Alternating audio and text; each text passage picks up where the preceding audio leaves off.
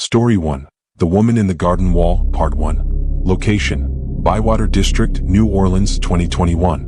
Welcome to your next nightmare. If you're watching alone, maybe don't. Tonight's stories come from the haunted veins of New Orleans, a city where ghosts aren't just legends, they're neighbors. And our first tale? It's about a woman who built a beautiful garden, then disappeared into it. Subscribe for more haunted stories like this. And if your house has a brick wall, you may want to check it after tonight. Let me tell you about the house on St. Ferdinand Street. I moved there with my fiancée, Tasha, in the summer of 2021. We'd found the rental on a subletting site, an overgrown two-bedroom cottage with ivy strangling the porch columns and a backyard garden too wild to believe. The landlord, a woman named Clara LaRue, met us with the keys. She was elegant, late 60s, dressed in white linen and big sunglasses even in the shade. "The garden," she said, touching my arm, "is my favorite part. Just don't touch the back wall. I've left it as it was." That seemed strange, but the price was low and the place had charm. Tasha was instantly in love. Over the next week, we cleaned the dust, trimmed the vines, and started setting up our lives. The house creaked at night, but it was old, full of character. We chalked it up to that. But the garden was different. It was beautiful, yes, but it never felt still. Even without wind, the vines moved. Flowers bloomed overnight and died by morning. Some petals were deep red, nearly black, like bruises. But the strangest part was the wall at the very back. A tall brick barrier with vines so thick they looked like veins. Tasha called it the breathing wall. She was joking at first. Then one night she woke me up whispering, "It sighed.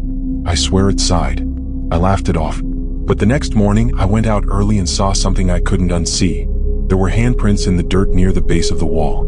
Small, muddy, like someone had pressed their palms there overnight and dragged them downward.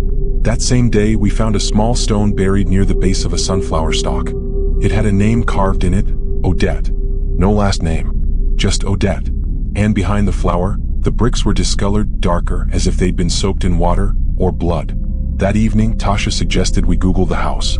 What we found hit like a punch. Odette LaRue, daughter of Clara, went missing in 1994.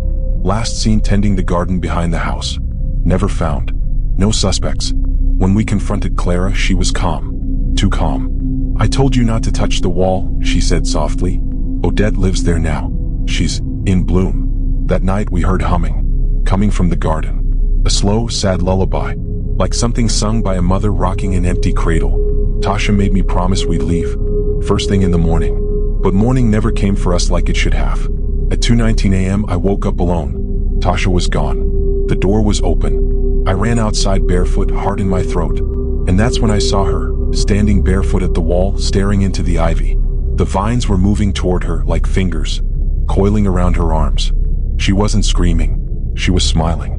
She turned slowly to look at me and whispered, "She's calling me." Then the vines pulled. I ran to her, grabbed her wrist, but it was like trying to hold back a river. The plants surged forward, wrapped around her waist, and dragged her into the wall. And I swear to you, there was no opening. No crevice, no crack. She disappeared into solid brick, and the vines fell still. I screamed until my voice was dust. When the police arrived, there was no sign of her. No handprints, no overturned dirt, no footprints. Just the quiet garden and the brick wall. They thought I'd snapped, but I knew. I knew the wall took her. And when I returned a day later, I found a new flower blooming at the base of the bricks. It was red, deep red, almost black. And beneath it was a small stone, freshly placed. It said, "Tasha." I didn't sleep after Tasha vanished.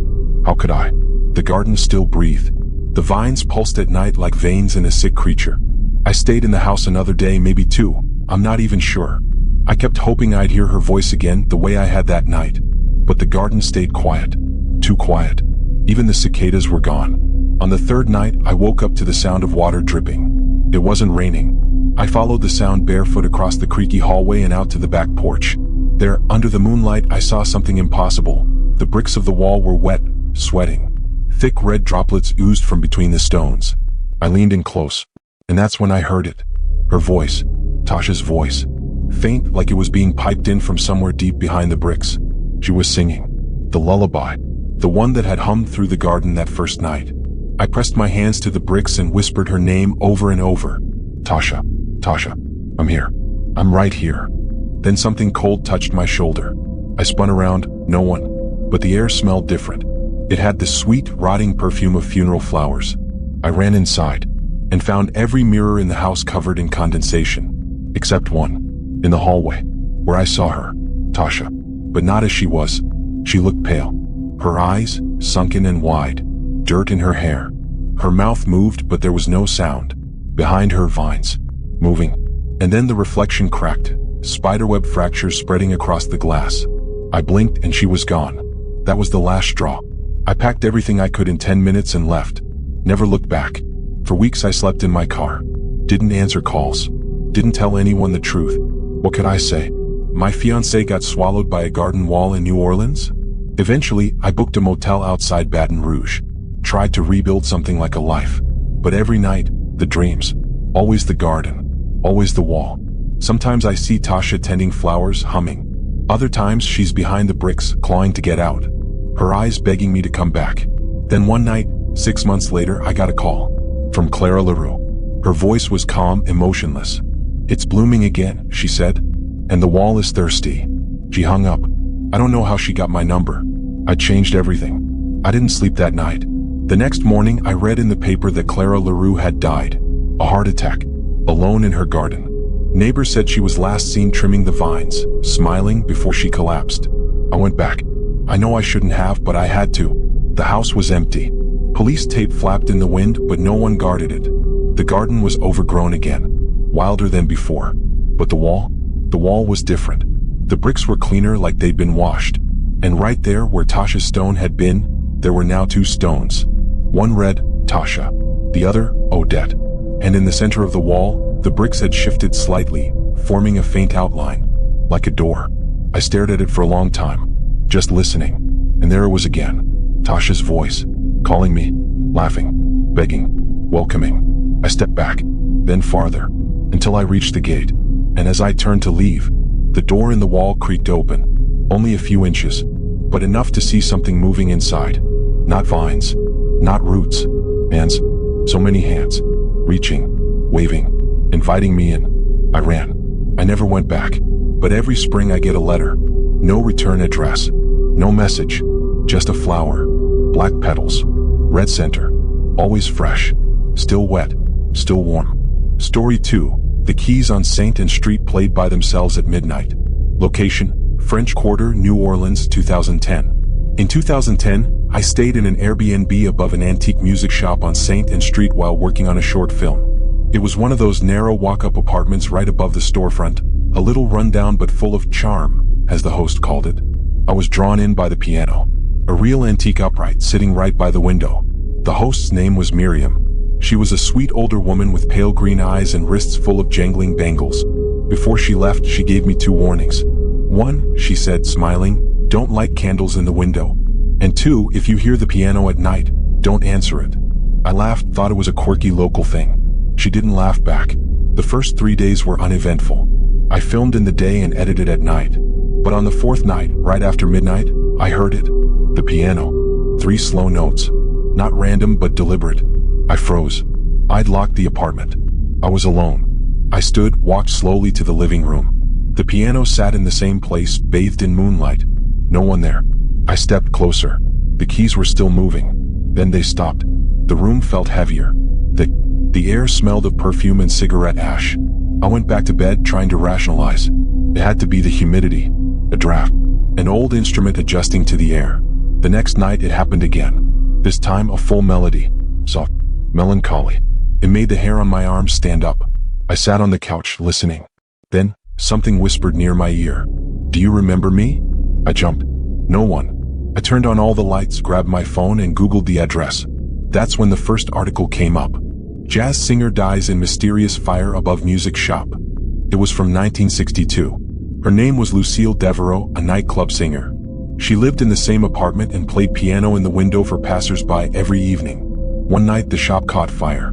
Lucille was trapped upstairs. They say her final moments were spent playing a tune to calm herself before the flames took her. They never found her body. Just ashes. And her favorite perfume bottle. Shattered, half-melted, still smelling faintly of roses and smoke. I froze. That perfume? That was the scent I'd smelled.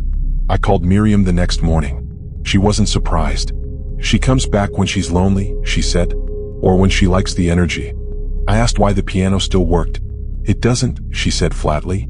That piano's been broken since '75. I moved out the next day. But before I left, I stood by the window one last time. And the keys moved again. Just 3 notes. Soft. Then a 4th key pressed slowly, but there was no finger. The keys rose and fell on their own. And on the wall, a photo I hadn't noticed before. Lucille, smiling, sitting at that same piano. Wearing a white dress. Bang on midnight. Every year since, on that exact date, I hear a tune in my dreams. Same notes. Same rhythm. And when I wake, my hands are resting in my lap. As if I just finished playing. Story 3. The House with No Shadows on Dauphine Street. Location: Marigny, New Orleans, 2015. It was July 2015 when my friend Maya invited me to stay with her in Marigny. She just closed on a charming Creole cottage off Dauphine Street. Pale yellow shutters, wrought iron railings, a little courtyard in the back.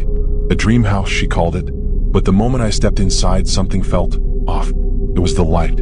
Or rather, the lack of shadows. No matter the time of day, no matter how bright the sunlight outside, nothing in the house cast a proper shadow. Not the furniture. Not our bodies. Even when we stood directly beneath a light bulb, there was just this faint haze. Like the house refused to let darkness take shape. At first we thought it was the paint, the angles, some kind of architectural quirk. But then we noticed it in the mirrors. At night, our reflections didn't move with us. They lagged behind, like watching old footage where the audio's out of sync. And sometimes they stared back longer than they should have. One morning, Maya whispered, "Did you see that woman?" "What woman?" I asked. She looked pale. Standing by the hall last night. She was watching me. I laughed, uneasy. Dream? She shook her head. She had no eyes. Just smooth skin where they should be. That night I stayed up. Around 3 a.m. I felt cold air leak into my room, even though the windows were shut. And that's when I saw her. Standing in the corner near the door. Dressed in a faded morning gown. Her head tilted just enough for me to see. No eyes. Just skin. Pale, stretched tight. Like wax. I blinked. She vanished. But the floor where she stood was wet. The next day I researched the house. Turns out, the original owner was a woman named Elise Boudreau. Her husband died of yellow fever in 1847, and she reportedly lost her mind with grief. She boarded up all the windows and removed every mirror from the house. She told neighbors she was hiding the shadows so he couldn't leave again. One day she disappeared. No one ever found her. Maya and I decided to leave after that. We couldn't take it anymore. The whispers in the walls, the way the lights flickered only in the rooms we weren't in. On our last night, I woke up to footsteps in the attic. We hadn't been up there since moving in. We both stood at the base of the pull-down ladder, holding our phones like weapons. I climbed up first. The attic smelled of dirt and mildew. But more than that, it smelled like a grave. In the far corner, we saw a trunk. It was locked, but the lid was cracked. Inside, dozens of mirrors. Shards. Broken. Covered in old cloth. And on the lid, etched faintly into the wood. "Keep them inside. Do not let them cast." We left before sunrise. And when we looked back from the street, the house had shadows again. Only now they moved on their own. Story 4. The crows of Magazine Street watched every window. Location: Garden District, New Orleans, 2013. Back in 2013, I rented the upper floor of an old duplex on Magazine Street. The kind with sagging porches, vines crawling up brick columns, and a big pecan tree in the front yard that never stopped creaking in the wind. My downstairs neighbor, June, was a retired schoolteacher in her 70s. She was polite but strange. The first time I met her, she looked past me at the empty sky and said, "They already know you moved in." When I asked what she meant, she just nodded toward the tree. That afternoon, I noticed the crows. 4 of them perched in the pecan branches, watching the second floor windows. Always the second floor. Always my windows.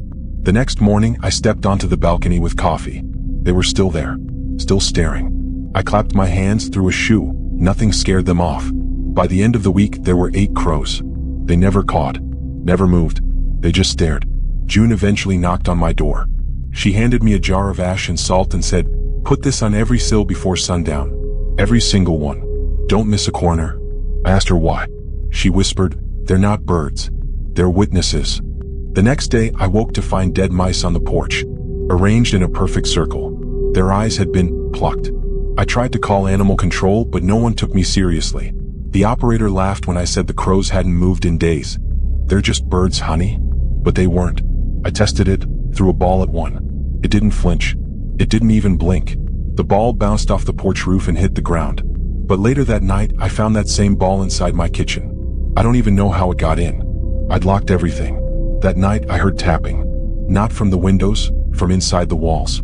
Then a whisper just below my ear. "We see you." I bolted out of bed, turned on every light. The crows were now on the balcony railing. All of them. Perched in a perfect row, heads tilted, watching. That's when I saw the woman across the street, waving slowly from her window. Her mouth was moving, but I couldn't hear what she was saying. So I ran outside and crossed the street. When I got there, she was gone. The apartment was empty. Totally abandoned. Cobwebs in the corners. Dust on the floor. But something was scratched into the inside of the front door. Long fingernail marks. Over and over. 4 words. "Don't look at them." I ran back across the street, heart pounding. When I got inside, every light bulb popped. Glass rained down. And then I saw the shadows on the walls. Crow-shaped. Flapping. Faster and faster. But when I turned around, there were no birds. Just the sound of feathers brushing the ceiling. I screamed for help. June came up with candles and the jar of ash again. She walked from window to window, chanting something in French, smearing the ash along the frames. "Why me?" I asked, sobbing. She paused. "They only gather like this when someone brings something with them." I didn't know what she meant, until I remembered my grandmother's mirror. I'd inherited it after her death. I'd placed it in the hallway facing the front door. When I went to check it, it was cracked. From the inside. Like something had punched through trying to get out. I took it to the curb and smashed it to pieces. The next morning, the crows were gone. All of them. No feathers, no droppings. Just empty branches. June moved out a week later. I never saw her again. But before she left, she handed me a note. They don't always leave. They just hide better. Story 5. At the corner of Desire Street, the house whispers back. Location: Bywater, New Orleans, 2009. In 2009, I rented a shotgun-style house at the corner of Desire Street for the summer. I was finishing my thesis, hoping to get solitude and a little inspiration from the atmosphere of old New Orleans. The house was old, maybe 100 years or more. Peeling paint, crooked shutters, a gas lamp out front that never worked. But the rent was cheap and the landlord barely asked for a deposit. Too good to be true. The day I moved in, a kid on a bike rode past me, stopped and said, "Don't talk to it." I laughed. Talk to what? He stared at the house, then pedaled away. I didn't think much of it. Kids being weird. But that first night, I heard something. A whisper. Not from outside. Not from the walls. From the ceiling. "Hello," it said. Soft. Breathy. Like someone was exhaling a secret into my ears. I turned on the lights. Nothing. I told myself it was my imagination. Maybe I was overtired. But it happened again. And again. Always the same tone. Like the house was trying to start a conversation. Sometimes it said my name. Other times it just laughed. Oh, childlike. By week 2 I'd stopped sleeping.